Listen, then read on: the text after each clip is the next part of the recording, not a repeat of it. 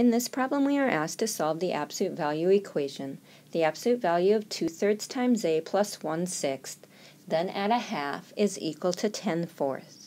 One way to approach this problem is to isolate the absolute value on one side of the equation. Therefore, I'm going to start by subtracting 1/2 from both sides of my equation. So I am left with, on the left, 2/3 times a plus 1/6, all in absolute value, is equal to 10/4 minus 1/2.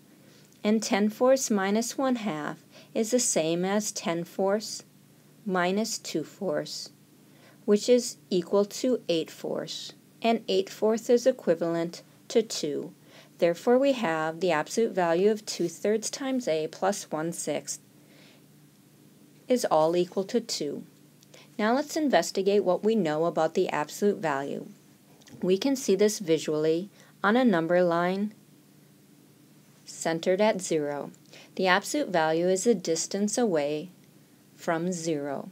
Therefore, when we want the absolute value of this quantity, 2/3 a plus 1/6, to be equal to 2, the distance is going to be exactly 2 units away from 0.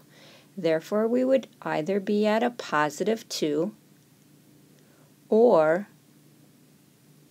a negative 2. What this tells us is that either 2/3 times a plus 1/6 is equal to a negative 2, or 2/3 a plus 1/6 is equal to 2. Now we can go ahead and solve each one of the linear equations separately.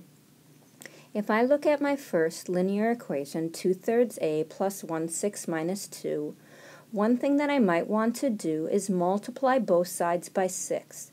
I would multiply both sides by 6 in order to change my fraction coefficients into whole numbers or integers.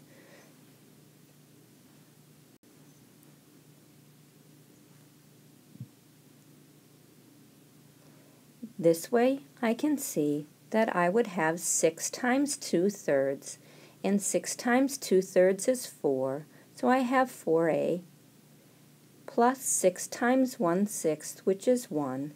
That's the same as negative 2 times 6, which is a negative 12.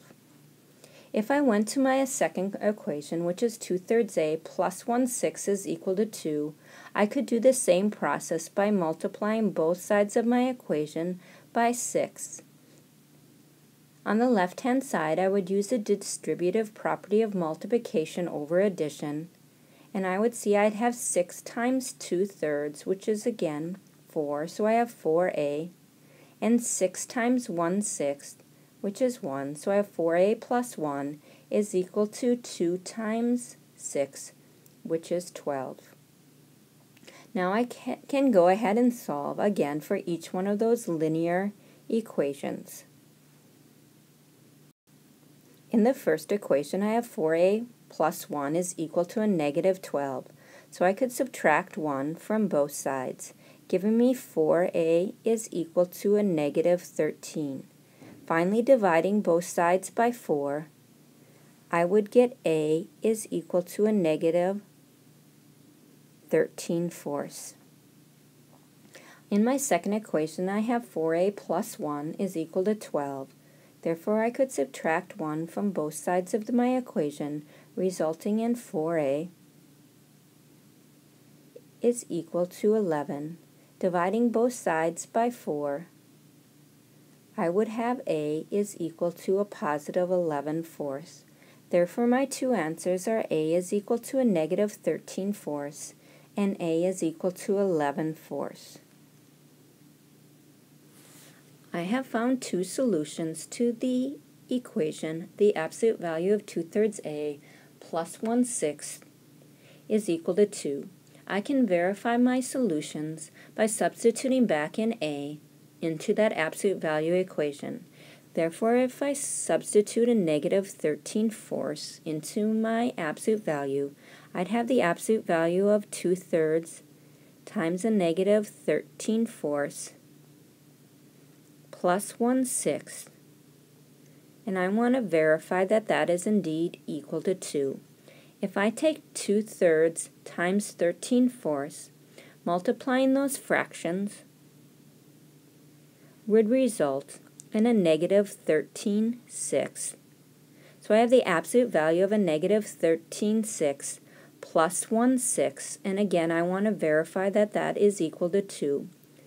Negative 13/6 plus 1/6 is a negative 12/6. So I have the absolute value of a negative 12/6, which is equal to the absolute value of a negative 2, and the absolute value of a negative 2 is indeed equal to 2, verifying that A equaling to negative 13/4 is one of our solutions.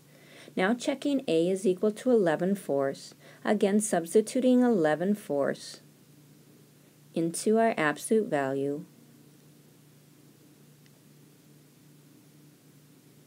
and verifying that it is equal to 2. 2/3 times 11/4 is equal to 11/6. So we have the absolute value of 11/6 plus 1/6 is equal to 2. 11/6 plus 1/6 is 12/6. And the absolute value of 12/6 is the same as the absolute value of 2, which is indeed equal to 2, verifying that 11/4 is also a solution to our absolute value equation.